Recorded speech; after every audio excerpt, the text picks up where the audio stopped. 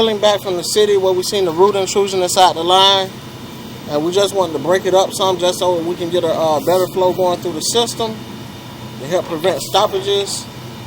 Want to inform the customer that there's a root intrusion going on at the city.